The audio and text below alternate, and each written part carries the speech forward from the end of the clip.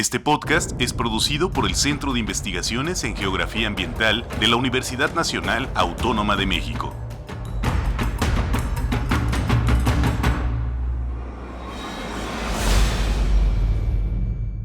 Hola, bienvenidos, bienvenidas, gracias por acompañarnos en una emisión más de su podcast Todo pasa en un lugar.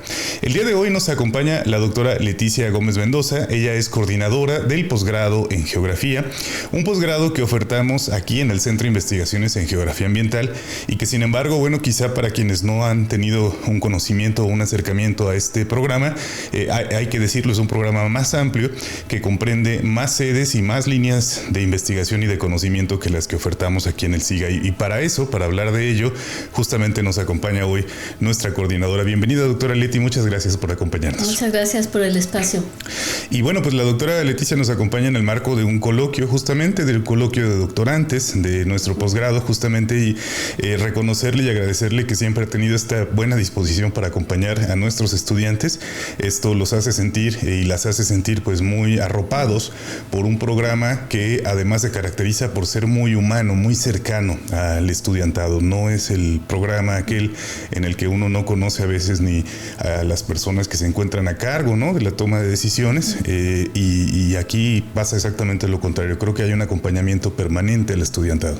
Así es. Sí, una de las funciones de las coordinaciones de posgrado pues es identificar cuáles son los lazos de colaboración. Actualmente la universidad pues está en prácticamente todo el país. Y eso, ha acompañado esta multiplicidad de disciplinas, multiplicidad de espacios, y en nuestro posgrado pues estamos interesados en que la geografía llegue a todo el país. Por supuesto, y vamos a platicar con nuestra audiencia, doctora Leti, desde la generalidad. El posgrado en Geografía, ¿dónde se puede cursar? ¿Cuáles son las sedes, las entidades que participan en él? ¿Y por qué tendríamos que elegir una u otra en un momento dado, ¿no? Sabemos que a veces el estudio después de la licenciatura pues nos invita también a movernos de nuestro espacio de residencia, donde hemos crecido, donde estudiamos, pero ¿cuál sería el criterio para decir, me gusta esta sede, me gusta esta otra? ¿Qué lo diferencia? El posgrado en Geografía tiene 5 campos de conocimiento. Si bien en la maestría están muy diferenciados, en el doctorado no están tan diferenciados. Por norma general, nosotros seguimos un plan de estudios que indica que tenemos 5 campos de conocimiento con 3 sedes.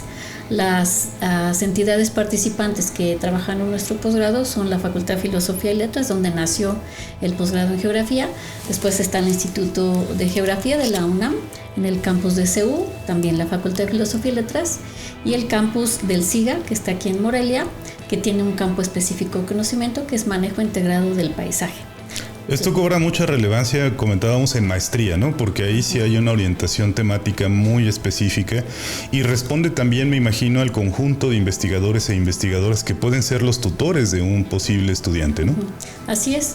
Dentro de la maestría tenemos, paquetes de materias, tanto obligatorias como optativas, para cada uno de los campos de conocimiento. Entonces, si bien los primeros 2 semestres los alumnos de todos los campos de conocimiento comparten, después, durante sus estudios, en el caso de Ciudad Universitaria, tanto para Facultad de Filosofía y en Instituto de Geografía, los campos de conocimiento, sociedad y territorio, geomática, están muy encaminados al trabajo con geotecnologías, ¿no?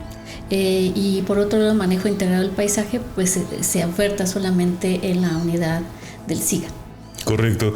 Y esta determinación, insisto, tiene que ver mucho con nuestros intereses de investigación. En el doctorado ya cambia porque parece que no hay una camisa que nos amarre en el sentido temático. Uno podría presentar un proyecto de investigación prácticamente en cualquier índole temática, siempre y cuando pues tenga este componente espacial, geográfico y demás, ¿no?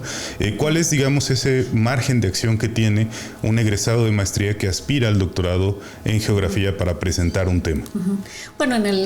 Si un estudiante van a integrarse en el manejo integrado del paisaje, es el SIGA, quien tiene todo el expertise y el campo de conocimiento, además los tutores y tutoras que pueden guiarlo. Pero Geografía Ambiental también es un campo de conocimiento que puede estar integrado en el SIGA y puede estar integrado en el Instituto de Geografía o en la Facultad de Filosofía y Letras, dependiendo de las orientaciones. Y el campo de Geografía Ambiental tiene muchas vertientes. cambio climático, cambio de uso de suelo, comunidades participantes, agroecología, como los temas que estamos viendo en el coloquio, identificación de políticas públicas para la conservación. O sea, tenemos 20 o 30 temáticas interesantes, siempre y cuando estas incluyan el estudio del territorio, el estudio de las relaciones sociedad-naturaleza y cómo se organizan en el espacio estas condiciones. Ese, digamos, es el perfil de nuestros estudiantes que aceptamos dentro del posgrado y pueden estar en esas 2 sedes principales, pero no es privativo de que los alumnos de doctorado puedan ingresar a cualquier entidad en esos campos de conocimiento para el doctorado. En el caso de la maestría, si bien los títulos que se emiten son de maestra en geografía, pues se privilegia, digamos, en esas materias, las optativas y las obligatorias. Claro. Una cosa que conviene mucho resaltar es que no necesitamos que nuestro aspirante que venga, por ejemplo, el nivel licenciatura, haya estudiado geografía. Esto ha resultado muy paradigmático aquí en el SIGA porque recibimos geógrafos, por supuesto, gente de áreas afines, pero también recibimos personas que vienen de otros campos disciplinares y que sus intereses personales y de investigación los han llevado a un problema de investigación con un carácter justo como lo mencionaba, territorial, geográfico, espacial, y eso ha permitido que por estas aulas pasen personas que vienen de las ciencias ambientales, de la biología, e incluso hubo un aspirante, recuerdo muy bien, del área de ciencias de la salud, de medicina concretamente, que estaba pensando en hacer un estudio sobre la espacialización de epidemiología y enfermedades, ¿no? Entonces, esto me parece crucial porque uno desde afuera podría decir, bueno, es que no tengo una formación en geografía y entonces no puedo aspirar a este posgrado. Así es. ¿Esto se repite también en las otras sedes? También en las otras sedes. Por ejemplo, nosotros recibimos algunos alumnos que vienen de ciencias antropológicas, de sociología, de ciencias políticas y sociales, incluso de comunicación, personas que vienen de arquitectura, maestros o maestras de urbanismo, por ejemplo. Hay muchos alumnos allá en Ciudad Universitaria que van al doctorado para estos campos de conocimiento. Tenemos de ciencias ambientales, muchos biólogos, ingenieros, matemáticos, en matemáticas aplicadas, incluso en ciencias de la computación. Claro. Entonces, la diversidad que da la geografía en cuanto a la aplicación de las problemáticas en el espacio da acogida a todas estas disciplinas que tienen que ver.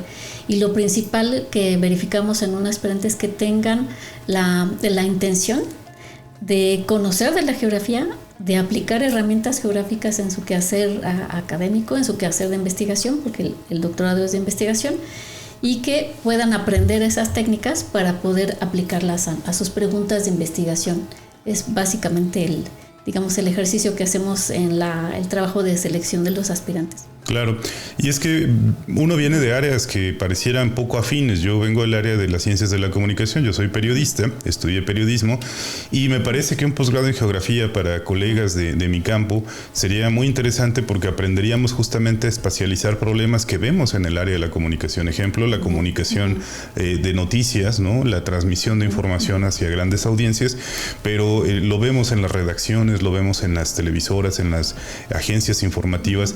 Comunica muchísimo mejor un mapa, ¿no? Que lo que yo pueda decir sobre el propio mapa. Entonces, no necesariamente mapas, porque bueno, también es otro de los grandes clichés, geografía es igual a mapas, y no necesariamente o no siempre, pero creo que hay una apertura absoluta para cualquier campo del conocimiento que desee justamente formarse en geografía y aprender a espacializar una problemática dada. Sí. Doctora, ¿cuál es el objeto de un posgrado en geografía en el 2025?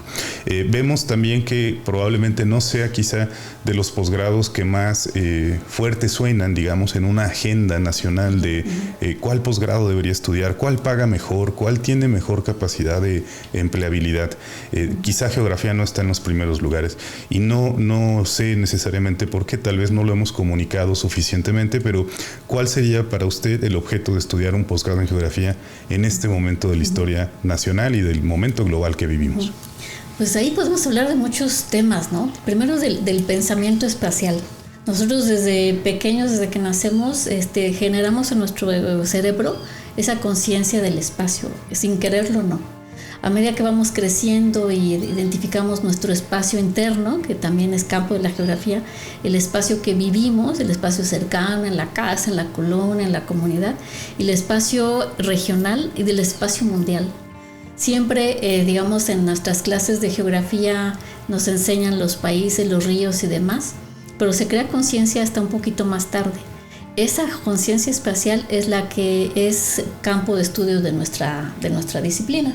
Entonces, si bien es cierto que estos campos se van desarrollando con el tiempo, la incidencia de los trabajos de los profesores de bachillerato con nuestros alumnos es importantísimo, ¿no? Nosotros estamos dentro de los campos que se hacen las Olimpiadas del Conocimiento Geográfico. Se acaba de desarrollar en el Instituto de Geografía la Olimpiada de Conocimiento Geográfico.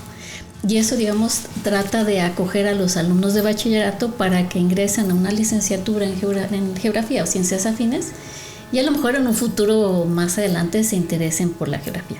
Las geotecnologías están presentes en todos lados. Entonces, desde los teléfonos celulares, como usted indica, las noticias, ¿verdad? Donde se desarrollan las noticias, hay profesores de preparatoria de geografía que tratan de identificar con sus alumnos o alumnas dónde sucedió tal noticia. Ubícalo en el espacio. ¿Qué características políticas, sociales te evoca ese sitio, ¿no? ¿Dónde pasa este conflicto ambiental, este conflicto político? Trata de dar esa conciencia espacial.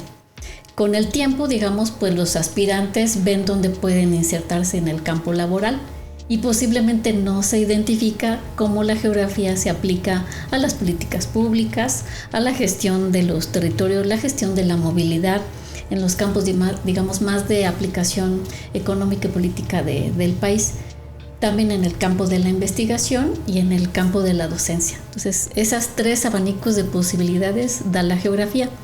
Si bien es cierto, no está tan a la mano este conocimiento geográfico, creo que en las últimas décadas prácticamente nuestros alumnos que toman clases en el posgrado, que son de otro posgrado, necesitan conocer y quieren conocer lo que son los sistemas de información geográfica, cómo se trabaja una imagen de satélite, cómo se identifican los problemas territoriales locales desde una colonia hasta una región, una sierra, una montaña, etcétera, o cómo a nivel de todo un estado.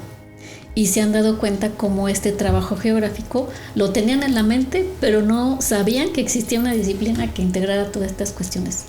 Entre los campos laborales de nuestros alumnos están muchos los trabajos con dependencias públicas, más allá de las tradicionales, INEGI, CONAPO, etcétera. Prácticamente muchas dependencias solicitan los trabajos de geógrafos. Y por otro lado, los trabajos que tienen que ver con la investigación.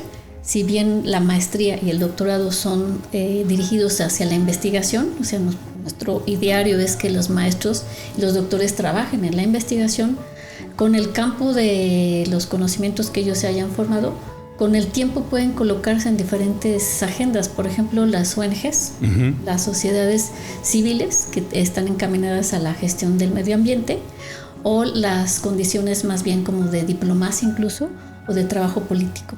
Entonces, el abanico de posibilidades ha cambiado, ¿no? Cuando yo estudiaba geografía, los campos laborales eran diferentes que los de ahora. Ajá. Y creo que se está incrementando esta cuestión. Sí, tenemos que trabajar en cuanto a la divulgación de nuestro quehacer y dónde se emplean nuestros egresados. Pienso que también podría detonarse un campo muy fértil que seguramente ya existe, pero no se nombra geográficamente. Hablo, por ejemplo, de la iniciativa privada, la distribución de mercancías, bienes, productos y servicios, llevar la salud, por ejemplo, a los territorios donde no es fácilmente accesible en materia de consultorios profesionales, medicinas, epidemiología, justamente, ¿no? Analizar el comportamiento de ciertos fenómenos relacionados con la salud humana o con la salud ambiental también, que es una de las vertientes del SIGA, y esto no necesariamente coloca al geógrafo necesariamente como un profesor, ¿no? Que a veces también existen esos clichés de decir este tipo de carreras es para que des clases. Bueno, es una de sus posibilidades, pero no es la única. Y sabemos también de nuestros egresados, por ejemplo, que han fundado empresas, ¿no? Consultorías, prestan servicios especializados. Por ejemplo, hay un colega que está haciendo maquetas de mapas en 3D, ¿no? Y los vende y es un negocio finalmente, ¿no? y todo esto lo consiguen gracias a una formación altamente especializada, pero sobre todo muy versátil y muy necesaria en muchos campos, ¿no? Le sirve a una empresa, le sirve a un gobierno, le sirve a un municipio o nos sirve a nosotros mismos para fundar un emprendimiento que pudiera ser de utilidad en este campo. Doctora, ¿cuáles son en estos momentos los números del posgrado? ¿De qué comunidad estamos hablando? En términos, no le pido un dato exacto, pero más o menos cuántas personas tenemos hoy formándose en el posgrado de Geografía de la UNAM en estas 3 sedes que son posibles como uno de los centros de acogida de este formato. Sí, digamos, anualmente entran a nuestro posgrado un promedio de unas 15, 17 personas, a lo mejor 20 de maestría y a lo mejor unas 12 o 13 de doctorados en nuestras tres entidades participantes. En la corte que llevamos ahorita de generación, tenemos ahorita cerca de 86 alumnos de doctorado y de maestría tenemos cerca de 35, 40 alumnos de maestría que están dentro de la maestría. Tenemos 4 semestres que tienen que formarse y dentro del doctorado son 8. Correcto.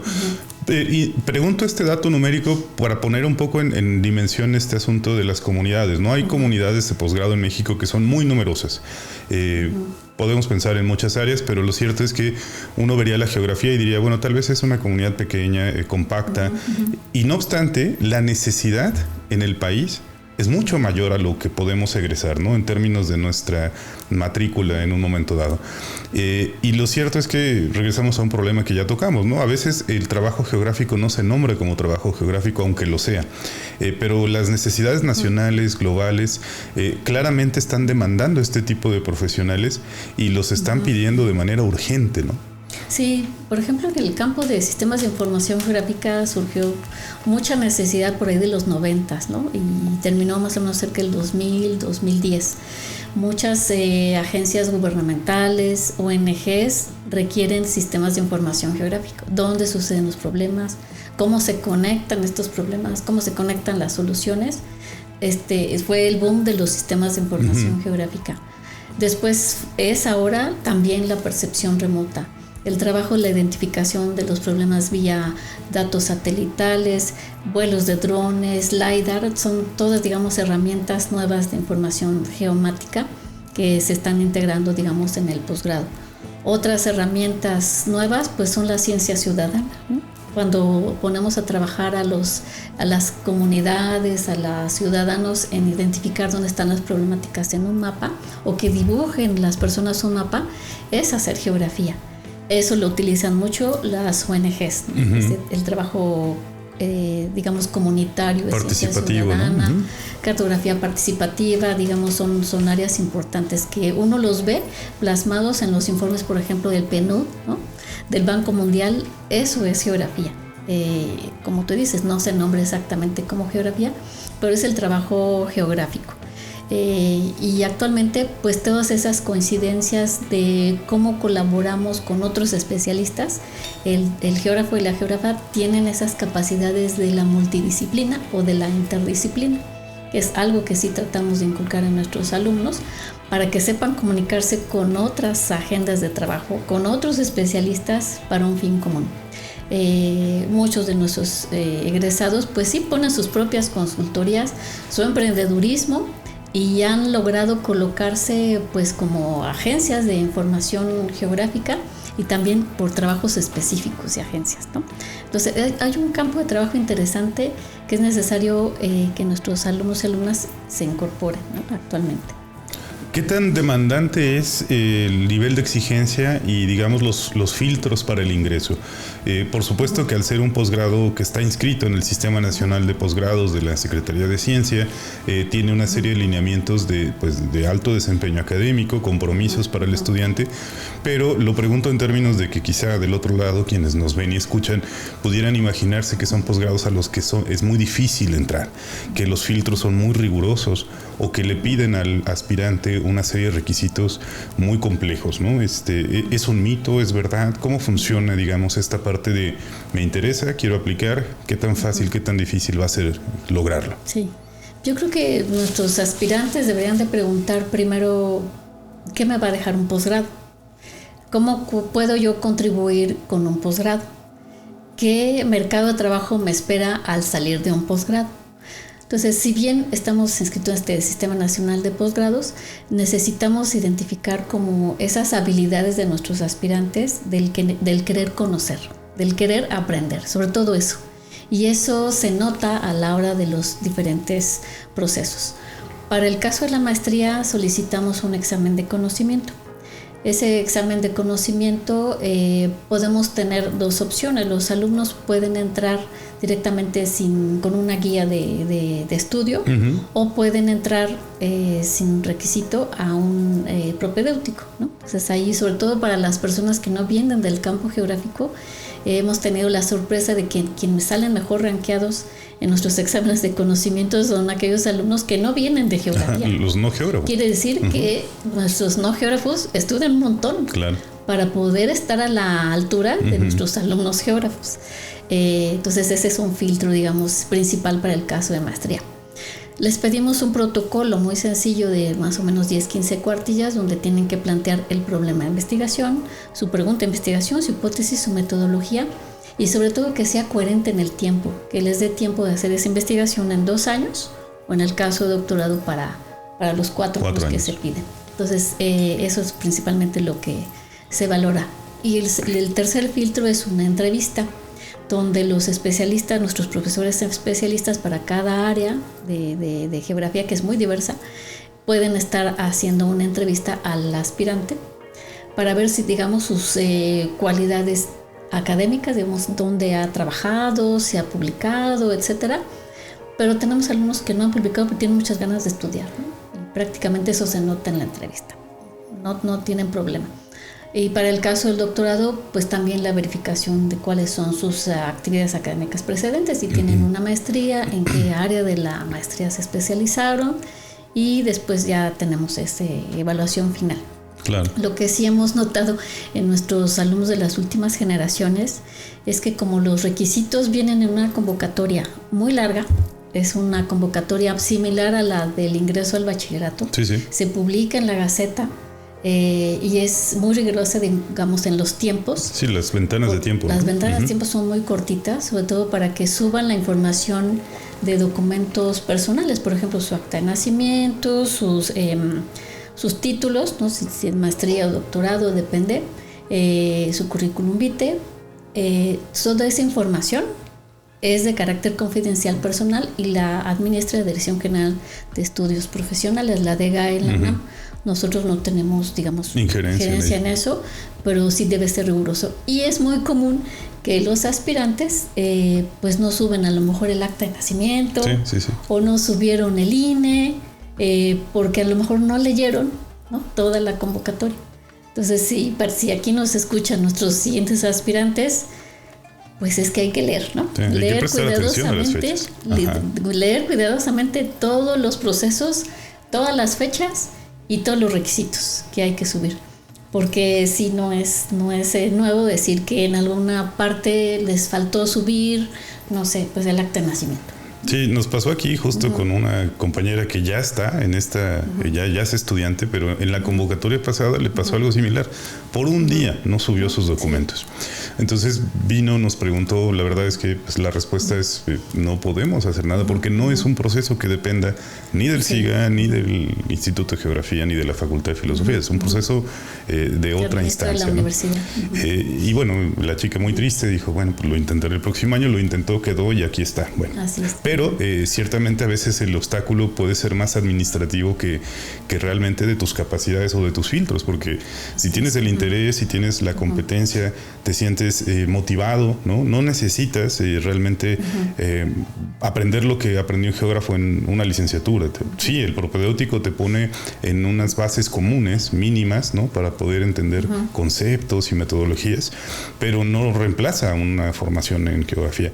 Sin embargo, la disposición, la actitud y las capacidades creo que son lo que define si te quedas o no en un posgrado, ¿no? Sí, poner atención, ¿no? O sea, creo que es algo que sí necesitamos remarcar, poner atención a todos los pasos, porque eso es importantísimo. No se deben de pasar las fechas, prácticamente uno se aprende de memoria todos los pasos Y actualmente pues hay un chat, en la DEGA hay un chat donde se pueden hacer preguntas, ¿no? ¿Qué tipo de documento puedo solicitar? Sobre todo para nuestros alumnos extranjeros, los aspirantes extranjeros, que tienen que hacer una serie de pasos previos.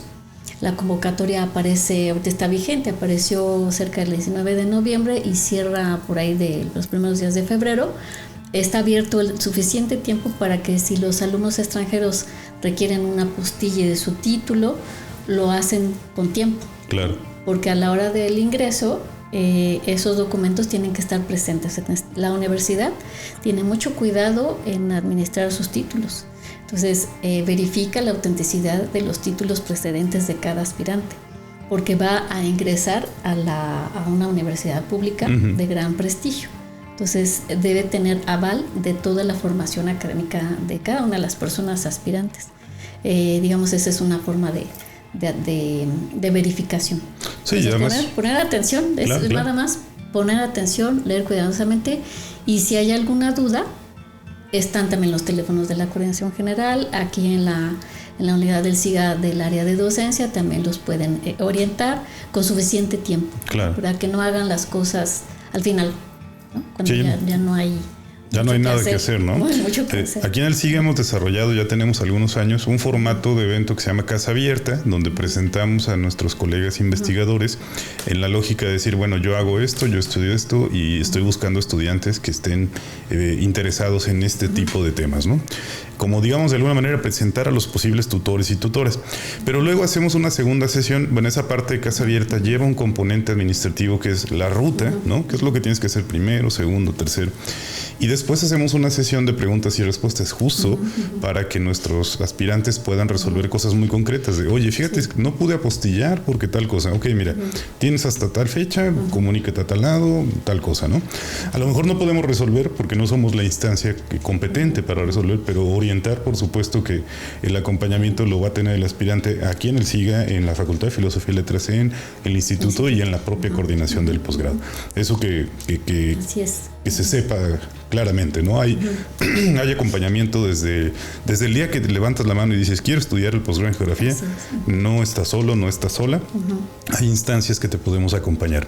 Doctora, y preguntarle también, en este contexto de la empleabilidad, decía en un capítulo anterior un colega chileno, dice, bueno, pensándolo en la lógica del mercado, lo cierto es que yo no conozco un geógrafo que viva mal, ¿no?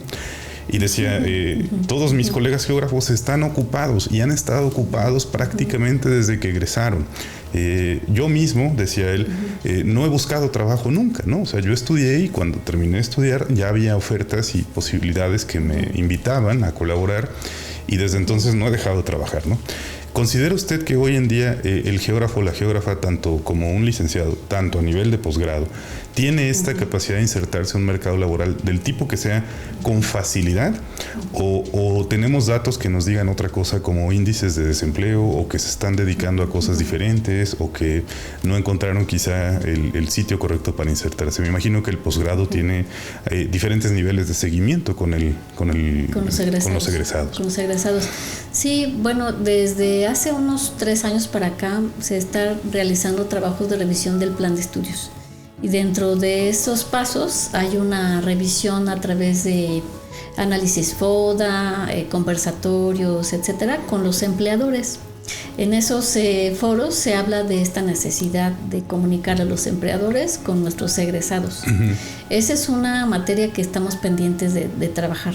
En este año que viene estamos continuando la revisión del plan de estudios y esta parte la tenemos pendiente. Ahora con nuestros cuestionarios que hemos enviado a nuestros egresados, pues no es una muestra representativa lo que nos han enviado, pero sí nos han dicho que están trabajando en la función pública, que están trabajando en sus emprendedurismos de consultorías ambientales, por ejemplo, que están trabajando haciendo un postdoctorado. Muchos de nuestros estudiantes se van a hacer un postdoctorado en México o en el extranjero, a través de apoyos de la DEGAPA, de la CECITI o de algunas entidades fuera. También se van, por ejemplo, a hacer otro segundo doctorado y algunos están ya insertos en la academia. Tenemos recién de las 2 generaciones anteriores una exalumna que está en el Instituto de Matemáticas Aplicadas y otro que está en el Instituto de Economía, ya con plaza. Muy bien. Entonces ahí necesitamos fortalecer, digamos, la formación de nuestros estudiantes en cuanto a las competencias. Si van para la investigación, necesitamos fortalecer las estrategias para la publicación, ¿no? Eso es algo que tenemos que atender. Si van para el campo laboral, ¿cómo podemos vender nuestros conocimientos ante las instituciones federales, etcétera? Lamentablemente las instituciones públicas tienen muy cerradas sus plazas, ¿verdad? Sí. Y es bien difícil de entrar. Los campus académicos, recién nos dicho antier la encargada de la CECITI de estos campos de integración de los SNP, pues que necesitamos fortalecer estos lazos con la industria, ¿verdad? Eso es algo que también necesitamos ver, cómo nuestros egresados pueden irse al campo de la industria. Claro. Cómo pueden insertarse allí. Y eso yo creo que necesitamos fortalecer el plan de estudios para revisar qué les hace falta a nuestros estudiantes conocer de esto. Recién hicimos un taller de una especialista geógrafa en función pública. Ella se especializó en políticas públicas y les dio herramientas a los egresados para poder conseguir trabajo. En el posgrado en general de la universidad, la coordinación de posgrados de la UNAM, se imparten muchos talleres sobre cómo hacer un buen currículum, cómo presentarse con una entrevista, ¿no? Una cuestión cómo así. Presentarse una entrevista. Eso es algo que es necesario conocer. Claro. Y lo tratamos de implementar cuando menos a nivel de talleres, ¿no? En las entidades. Y la otra, pues sí necesitamos mucha comunicación con esos empleadores, ¿no? Necesitamos conectarlos y verificar cuáles son esas formas que nuestros egresados pueden ingresar en sus áreas, ¿no? Y la otra es que nuestros alumnos comprendan que el mundo que vivieron sus profesores o sus profesoras, sus tutores, fue otro. Y actualmente es otro mundo, ¿no? Las características que requieren para su egreso son diferentes, los empleos son diferentes y las pagas son diferentes. Entonces hay que generar esa resiliencia en nuestro alumnado, que a la primera no va a suceder, ¿verdad? A la segunda a lo mejor tampoco, pero a lo mejor a la tercera sí. Sí, claro. Entonces sí hay mucha ilusión en trabajar en geografía, pero que no la dejen. No la dejen, estén insistiendo en los campos de trabajo y no se olviden de lo que aprendieron aquí. O sea, hay un campo de oportunidad que necesitamos fortalecer. Claro, y bueno, para no ser, digamos, excluyentes o tener una sola visión, por supuesto que hay una empleabilidad alta y que uno puede vivir y ganar bien de la geografía. Pero si nuestro interés, por ejemplo, es un tema de justicia ambiental, también hay espacio para que la geografía se acerque a las causas sociales, a las luchas sociales y a las comunidades, digamos, a los grupos más desfavorecidos, al sur global, a analizar problemáticas que afectan a personas y a territorios y a grupos en todo el mundo y que tenga una vocación quizá no de la lógica capitalista y productiva, sino más de retribución hacia el cuerpo social. Sí, la geografía tiene todos esos espectros. Te puede servir para, vamos a decirlo cabalmente, para hacer dinero, ¿no? O te puede servir para cumplir una invitación moral, ¿no? De contribuir a una causa que cualquiera de nosotros pueda considerar justa. Entonces se puede uno mover en un espectro muy amplio. Puede uno fundar su propia empresa, su negocio, participar. Yo pensaba mucho con colegas estudiantes de licenciatura, las empresas necesitan logística y la logística es geografía en una buena parte, ¿no? La logística de distribución es geografía. Optimiza una ruta de traslado y le estás haciendo ganar dinero a la empresa o ahorrar dinero a la empresa. Y eso es estrictamente conocimiento espacial, ¿no? Sí, eso que comentas de las comunidades, o sea, recientemente muchos de nuestros temas de estudio, de maestría como de doctorado, implementan estrategias de conocimiento comunitario para integrarlos a este conocimiento geográfico de dónde suceden los eventos, dónde se puede apoyar, qué comunidades son proclives a recibir retroalimentación y cómo también el geógrafo y la geógrafa aprenden de esas comunidades. Entonces tenemos muchos estudiantes que desde el humanismo pues se acercan con estas comunidades, desarrollan sus tesis con estas comunidades y luego se quedan a trabajar con esas comunidades. Sí. Y eso es lo bonito, digamos, de la geografía, que te deja una satisfacción personal de haber hecho una aplicación, una adecuación, una mejora a sus prácticas agrícolas, forestales, de uso de la biodiversidad, de costumbres culturales, campos de conocimiento que antes, hace unos 10 años, no existían dentro de la geografía, ¿no? El trabajo con la dignidad del trato digno de los animales, el trabajo con la biodiversidad, incluso hay trabajos de gastronomía, ¿no? Y la distribución de los productos que se utilizan en la gastronomía tradicional. O sea, la geografía tiene campos a veces increíbles de aseverar, ¿no? Digamos, hace 10 años, eso no existía en la geografía de hace 10 años. Sí, por ejemplo, cuando empezó a hablarse del patrimonio cultural inmaterial, ¿no? Es un concepto que surgió hace 15, 20 años y se ha empezado a utilizar en diferentes contextos, pero seguramente hace 30 no existía, ¿no? Hace 50 años era como, bueno, ¿de qué me estás hablando? Entonces, el geógrafo del siglo XXI también tiene que adecuarse al mundo en el que vive y sus problemáticas, porque ahí, en lugar de haber obstáculo, hay oportunidad, ¿no? Seguramente hay obstáculo en el nivel de familiarizarse, adecuar herramientas, emprender una ruta de actualización, pero hay oportunidad en cada uno de los nuevos escenarios que nos plantea el mundo, ¿no? Sí, y enseñar a nuestros alumnos, al alumnado, a captar esas necesidades, ¿no? ¿Cómo lo materializas? Como tú dices, no un obstáculo, sino una oportunidad para generar conocimiento, pero generar una respuesta a un problema específico. Claro. Y ahí, digamos, nuestros alumnos sí se parecen de ser muy inventivos, ¿verdad? En esas soluciones que uno a veces los sorprende a los profesores. Oye, hizo el alumno, mira esto, ¿no? Ahí se superan también a los tutores y a los profesores, ¿no? Entonces, eso es interesante. Entonces, es motivante también para los profesores ver esta inventiva que tienen los alumnos de generar soluciones interesantes, sobre todo el ir a campo, ¿no? Claro. Yo creo que la geografía, bueno, para mí, ¿verdad? Que yo me desarrollo en esos temas, pero ir a campo es bien gratificante, ¿no? Yo no consigo el trabajo geográfico, no es con campo. Sí. Pero digamos, hay otras áreas, ¿no? Que no necesitan campo y necesitan más bien pensar. Es el pensamiento crítico, ¿no? Es algo que también se utiliza mucho en la geografía, ¿no? O sea, cómo estas políticas públicas, la generación de conocimiento hegemónico puede modelar las mentes, el trabajo de las personas locales o mundiales. El activismo también es muy importante también para los trabajos en geografía y son materia de trabajo también para los geógrafos, ¿no? Ponernos a pensar qué son estos activismos ambientales actuales, hacia dónde nos llevan, pensar, ¿no? Creo que es la palabra clave, pensar, aprender a pensar nuestro espacio, claro, nuestras necesidades sociales, culturales y económicas en ese contexto del espacio. Y ahora que lo menciona, me viene también a la mente esta cuestión de los abordajes epistemológicos y hasta filosóficos de la propia geografía, ¿no? Es decir, el territorio implica también poder. Nombrar el territorio es una práctica de poder, delimitarlo, ¿no? Y todo ello tiene un impacto crucial en el entendimiento de la historia y del momento actual. Y verlo desde esta forma nos permite analizar y comprender el mundo con una mirada distinta.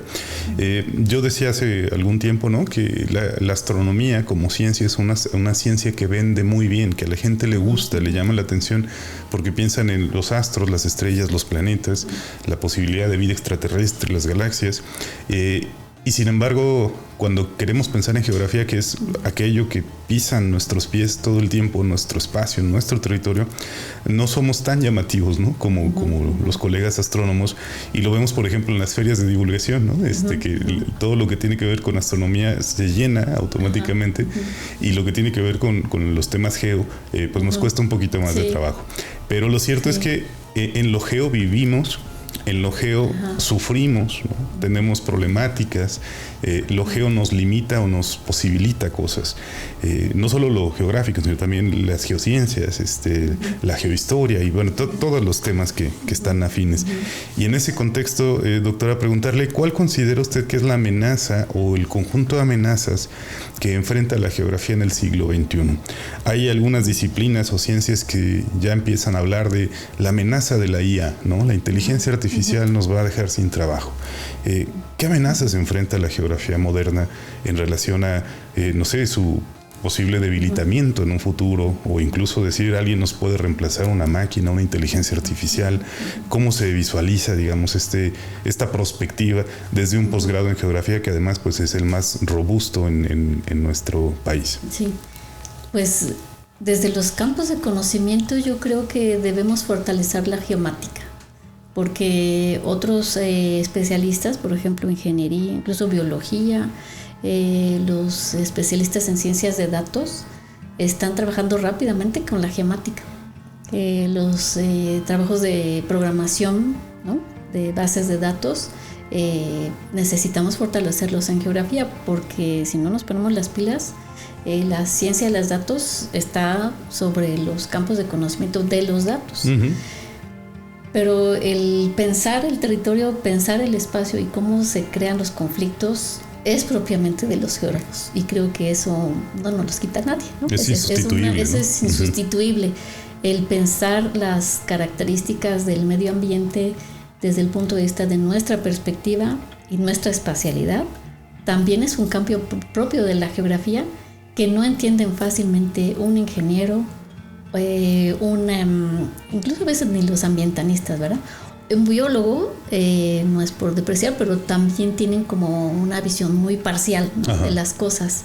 A esto que decías, ¿por qué nos atrae tanto la astronomía y los planetas y las galaxias y demás? Porque no está aquí, ¿no? Porque es algo que te causa fascinación ver que no lo tienes aquí y lo tienes en otro lado, ¿no? O que existe pero está lejano a ti. Lo mismo pasa cuando uno va a una comunidad y dice, bueno, es que aquí es así, pues es lo normal, ¿verdad? Sí, sí. Pero va uno con los estudiantes a esas comunidades, pues esto no es lo normal. Claro, esto no debe debería pasar, ser así. Esto no debería ser así. O es que bueno que esto es así aquí. Qué bueno que se conserva esta tradición. Es eso, el salir de nuestro área de confort y nuestra casa, nuestra escuela, y llevar a los estudiantes a esas localidades y enfrentar a las comunidades con su realidad y con lo que podría ser mejor, ¿no? O con lo que es mejor y qué malo que nosotros en casa no lo tenemos. Claro. Eso, digamos, es la no cercanía, es como la fascinación, ir hacia allá, ¿no? Y pues ahí volvemos al origen de la geografía, ¿verdad? Los conocimientos, el conocer territorios nuevos. Eso es una aventura. En realidad es una aventura. Los geógrafos, los exploradores eran aventureros. A lo Humboldt, ¿no? Así Humboldt, ¿no? El imaginario. Los geógrafos y las geógrafas somos aventureros, ¿no? Nos queremos ver cosas nuevas, entender cosas nuevas, reflexionar con esas cosas nuevas e incluirlas en otros lugares, ¿no? Eso yo creo que es lo respecto a la inteligencia artificial. Está en todas partes ya, ¿no? Está en todas partes, y hace 3 años, 4, ¿no?, empezó esto del ChatGPT y fue una fascinación. Lo que necesitamos ahora, como en todos los cambios tecnológicos y los sismas tecnológicos, aprender a usar esa tecnología. No rechazarla, ¿no?, pero sí utilizar esa tecnología para nuestro beneficio. En la geografía pues se habla de la geointeligencia artificial, ¿no? También en la programación igual. Entonces tenemos que enseñar a nuestros alumnos a usarlos con ética, para facilitarnos las tareas, pero también que necesitamos primero pensar, enseñarles a pensar para utilizar esas herramientas de forma correcta, ética y para beneficio de la sociedad, como lo indica nuestra universidad, ¿no? Claro, y además con el ejercicio absoluto de la supervisión, porque a manera de divertimento le pedí un mapa a una IA, ¿no? Y me lo hizo mal, porque la IA no tiene por qué saber que las proyecciones o los países o tal. Lo mismo que cuando uno le pide una imagen y sale la imagen de la persona con 6 dedos, ¿no? O sea, entonces la supervisión humana sigue siendo el último filtro que la IA necesita mantener para decir no lo está haciendo bien. Y si no lo detecta una inteligencia humana, pues evidentemente la IA va a dar por supuesto que eso está correcto. Entonces creo que no hay amenaza en ese aspecto porque pues no reemplaza, ¿no? Facilita. Claro que si me dices, analiza con IA 10 años de imágenes de satélite, bueno, me estás ahorrando tal vez medio año de trabajo, por supuesto que se puede, ¿no? Pero hay contextos y hay utilidades. Y algo que me fascina de la geografía, doctora, déjeme contarle, es que yo un día adquirí la dimensión de entender que un mapa, por ejemplo, cualquiera, es obsoleto desde el mismo momento en el que se termina de dibujar, cartografiar, diseñar. ¿Por qué? Porque todo cambia, ¿no? Y cambia muy rápido. Puede ser una cuestión de días, de semanas, de horas, para que algo en el territorio sea diferente. Y eso hace para mí que la geografía no se acabe nunca, ¿no? Porque puedo actualizar ese mapa a la escala de tiempo que yo pudiera hacerlo, ¿no? Horas incluso, ¿no? Como hacen las imágenes de satélite que nos muestran cosas con rango de horas, y algo va a ser diferente. Entonces aquí no hay conocimiento acabado en ningún momento, está siempre en construcción, y eso me parece maravilloso porque es un área que uno puede ejercer por 50 años, retirarse, morirse, y todo va a seguir evolucionando. No hay nada acabado en este campo. De constante dinámica, ¿no? Y así son los conocimientos geográficos. O sea, están continuamente, día con día, naciendo formas de ver la geografía.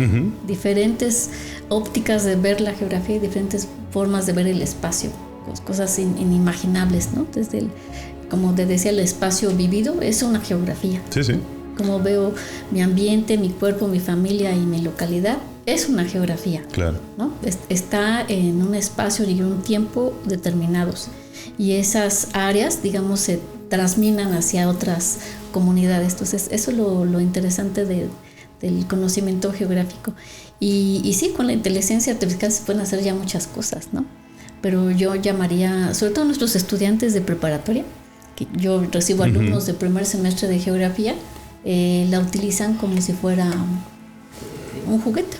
Pero nuestras profesoras están muy encaminadas a hacer el uso ético de esa inteligencia artificial. Esos alumnos los vamos a tener dentro de unos 4 años en el posgrado de geografía.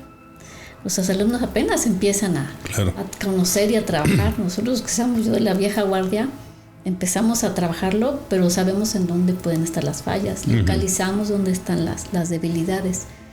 Obviamente, pues la inteligencia aprende de nosotros mismos. Entonces, esa crítica tenemos que enseñarla también a nuestros alumnos, ¿no? Claro. ¿Qué subes a las redes? ¿Qué dices de ti en las redes? ¿Cómo trabajas con tu persona y cómo delimitas tu espacio personal? Eso también necesitamos enseñarles a nuestras comunidades, ¿no? Ese cuidado por el espacio personal, por lo que es de ti, lo que es para ti y no es de otras personas, ¿no? Entonces, ahí sí necesitamos, como docentes, no de la geografía, sino de todos los campos, trabajar con los estudiantes de bachillerato y licenciatura en estas cuestiones, ¿no? Claro. Doctora, preguntarle prácticamente para cerrar nuestro episodio, ¿cómo es la vida universitaria cuando uno es estudiante de posgrado en geografía de la UNAM? Le pregunto en varios aspectos, ¿no? Hay temas, por ejemplo, de movilidad, que puede ser nacional, que puede ser internacional. Hay una posibilidad, por ser parte del Sistema Nacional de Posgrados, de que los estudiantes, una vez admitidos, puedan solicitarle al CECITI una beca de manutención. Esto aplica para posgrado de maestría y de doctorado. Depende absolutamente de CONACYT, hay que decirlo, no es una prerrogativa que tengan los posgrados, sino que no es CONACYT ya, ahora es CECITI. Depende mucho de la disponibilidad presupuestal y otros factores. Pero, ¿cómo vive plenamente un estudiante esta etapa? ¿Viaja, hace intercambios? ¿Puede uno del SIGA ir a hacer una estancia a la Facultad de Filosofía y uno del IGG venir aquí y después irse, no sé, a Holanda, al ITC o a cualquier otra instancia internacional? ¿Cómo es esta etapa para un estudiante que digamos, tenga todas las ganas de aprovecharla? Sí, pues hablamos a lo mejor de lo micro a lo macro. Uh-huh. Entonces, dentro de las entidades participantes, Facultad sigue ahí en el instituto, hay intercambio y movilidad. A través de los fondos de la Coordinación General de Estudios de Posgrado de la UNAM, hay fondos para administrar esas estancias. Uh-huh. Se pueden hacer estancias cortas, normalmente son de 3 meses, tanto maestría como doctorado. Claro. Nosotros siempre recomendamos a través del comité académico que sean los semestres para maestría, a lo mejor el tercer semestre, ya uh-huh. que uno ya pasó la mayor parte de sus asignaturas.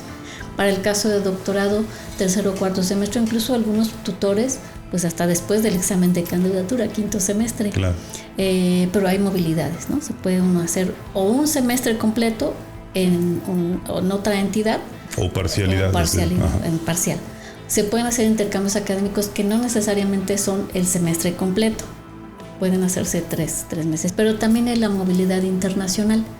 Alumnos de maestría que requieren hacer un semestre completo. Tenemos ahorita una alumna que está en Austria.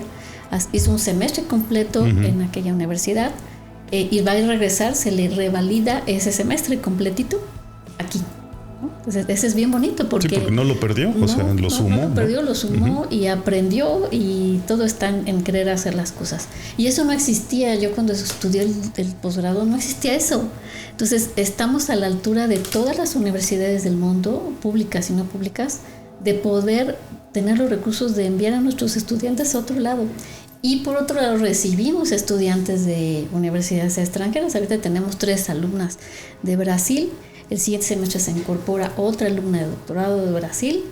Y el posgrado, como casi todos los posgrados de la UNAM, firman convenios de colaboración con otras universidades, ya sea para hacer las estancias de corta duración, los semestres completos de larga duración, hasta dobles titulaciones.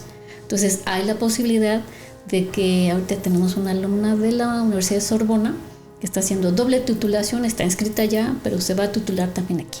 Entonces hay posibilidad de doble Ajá. titulación para nuestros alumnos y alumnas. Entonces la universidad ofrece eso, ¿no? Entonces siempre que estés en la universidad escrito te da todas esas posibilidades, más las otras, ¿no? Culturales, deportivas y demás.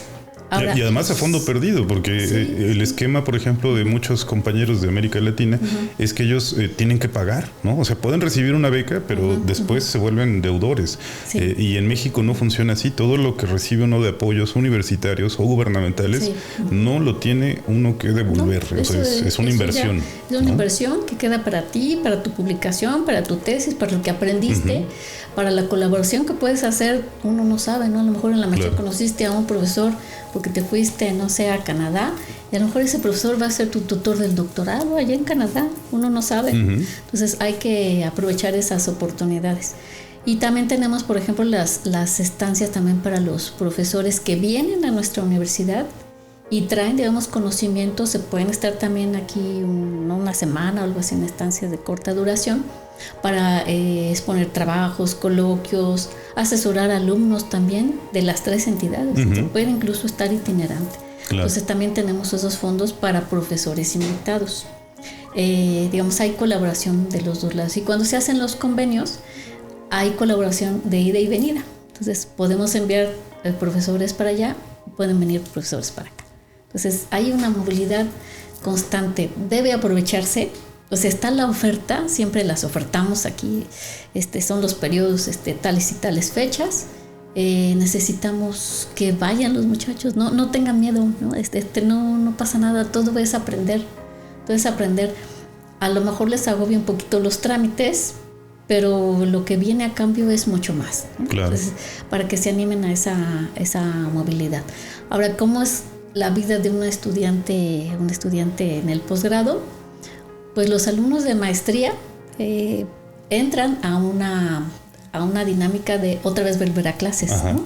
Si alguien ya estaba trabajando y ya se acostumbró a estar trabajando, pues ahora tiene que otra vez ir a la escuela, porque nuestro posgrado es presencial, tomar sus clases y avanzar en el trabajo de investigación con su tutor. Entonces, mucha colaboración con sus tutores o tutoras. Todos están abiertos a esa ayuda y ese apoyo. Y todos son muy capacitados para hacer esa tutoría y van llevando, digamos, sus materias. Para el caso del doctorado, si estaban trabajando, pues tienen que ahora trabajar en su proyecto de investigación. Es completamente tutoral. no llevan asignaturas más que aquellas que el comité tutor les asigne.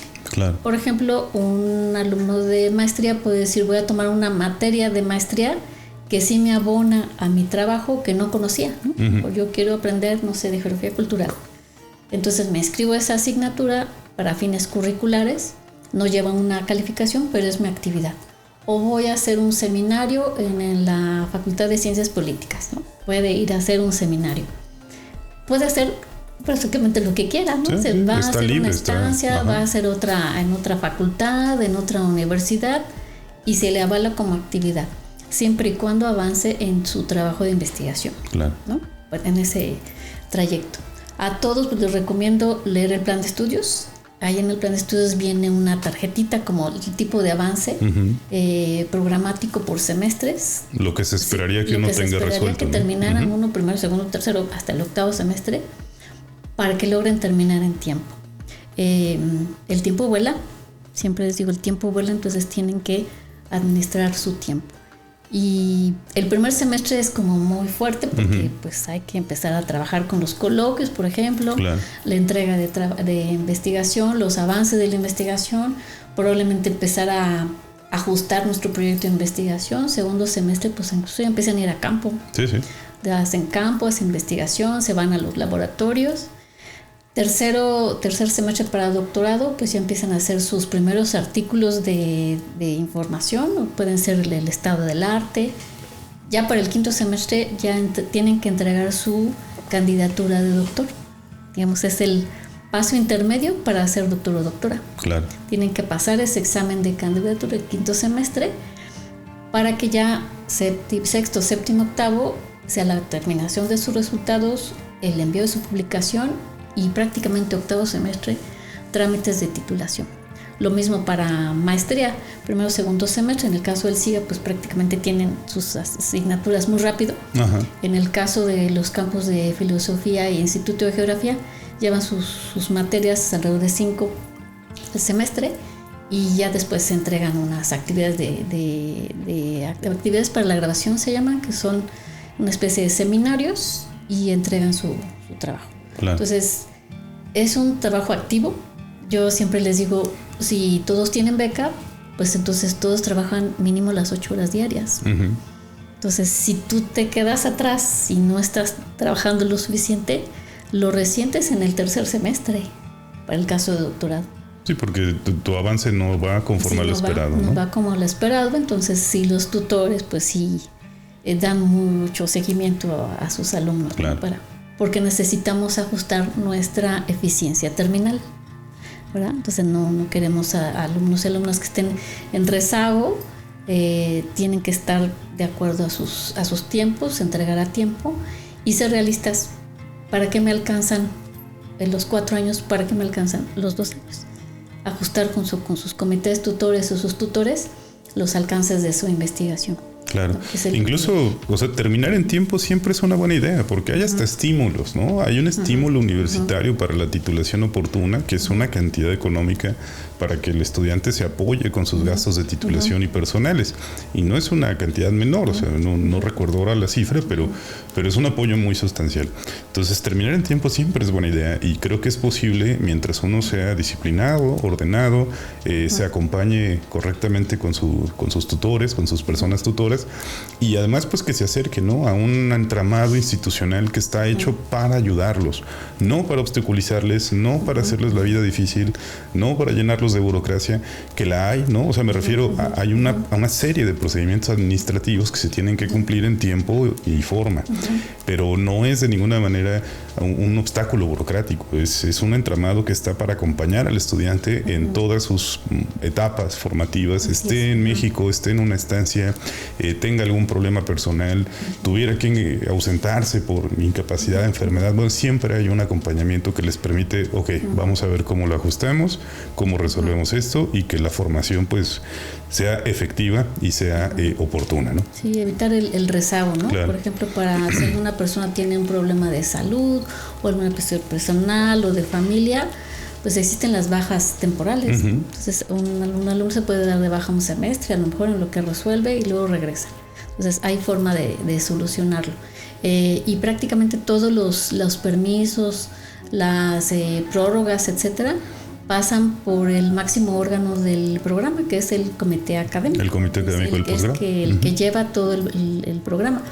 Entonces, no solamente es el tutor, el comité tutor, sino es el comité académico donde están los representantes de alumnos de maestría y alumnos de doctorado, y los representantes de profesores, los representantes de tutores y representantes de las 3 direcciones de las entidades participantes. Entonces, hay un apoyo de todo ese andamiaje académico para que los estudiantes puedan terminar a tiempo y solucionar lo que se pueda presentar, evitar el rezago, ¿no? Sí, la deserción o el rezago. Pues puede ser también la deserción y que se acerque, ¿no? O sea, todo problema tiene solución, pero necesitamos que nos los digan. Sí, ¿no? sí, y de manera oportuna en lo posible, ¿no? Porque, sí, que no sea después, ¿verdad? Muy bien, doctora, pues reiteramos entonces esta invitación a que conozcan el posgrado en Geografía. Le agradecemos mucho su acompañamiento en este espacio y en el SIGA, en nuestros coloquios, en nuestros eventos, ¿no? Ahora estuvo también en la presentación de la Feria de Posgrados de Michoacán y nos sentimos muy arropados por la coordinación del posgrado en Geografía y pues desde luego también reconocer este esfuerzo de la coordinación bajo su cargo para acompañar de manera sensible y oportuna a las entidades que formamos parte del programa. Así es, yo siempre he visto a las 3 entidades como hermanas, ¿no? Somos un solo posgrado, el comité académico y la coordinación están con todo el posgrado y están con todas las entidades, y pues que la geografía esté en este estado y en esta región, pues es un orgullo para la universidad. Se están instalando unidades académicas del Instituto de Geografía en Yucatán y en Oaxaca. Entonces la geografía de la UNAM está creciendo. Sí. Y qué padre, porque entonces podemos generar más oportunidades para los chicos, las chicas que vienen de otras entidades, que participen de la geografía y que sepan aprovechar los conocimientos locales de esas regiones, porque si bien los problemas son también regionales y la geografía los tiene que aplicar, y más que agradecida por la invitación y pues muy a gusto con esta charla, y esperemos que sea de utilidad para los seguidores y que sigan en este podcast. Claro que sí, muchísimas gracias, doctora Leti. Y a todos y todas quienes nos ven y escuchan, agradecerles el favor de su tiempo. Nos encontramos en nuestra próxima emisión. Hasta luego.